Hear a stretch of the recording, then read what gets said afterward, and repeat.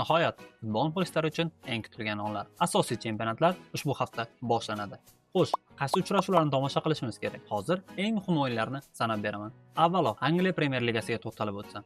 O'yinlarning naqd yarmi ko'rishga arziydi. Yevrofutbol atmosferasini his qilib olish uchun Arsenal va Coventry bahsini tomosha qilish kerak. Shuningdek, Fulham va Chelsea, Brentford va Tottenham hamda Manchester City Bournemouth uchrashuvlari ham qiziq o'tishi kutilmoqda. Turning markaziy uchrashuvi esa 23-avgust 20:30 da Newcastle va Liverpool jamoalari o'rtasida bo'lib o'tadi. A Seriya ilk turining markaziy bahsi 24-avgust 23:45 da Romaning Fiorentinaga qarshi uchrashuvi. La Liga allaqachon boshlangan, ammo Real va Barselona ikkinchi turdan o'z o'yinlarini boshlab oladi. Dastlab Real o'z o'yinini shanbadan yakshanbaga o'tar kechasi 00:30 da Espanyolga qarshi o'tkazadi. Barselona yakshanbadan dushanbaga o'tar kechasi ayni shu vaqtda Elche mehmoni bo'ladi. Tur markaziy uchrashuvi esa Atletico va Villarreal o'rtasida bo'lib o'tadi. Shuningdek, Turkiya tomonlarida o'zimizning Bashak shahrimiz 23-avgust 21:00 da Salahning jamoasiga qarshi maydonga tushadi. O'zimizning Superligamizda asosiy o'yinlar 21-avgust 19:00 da Navbahor Nasafni mehmon qiladi.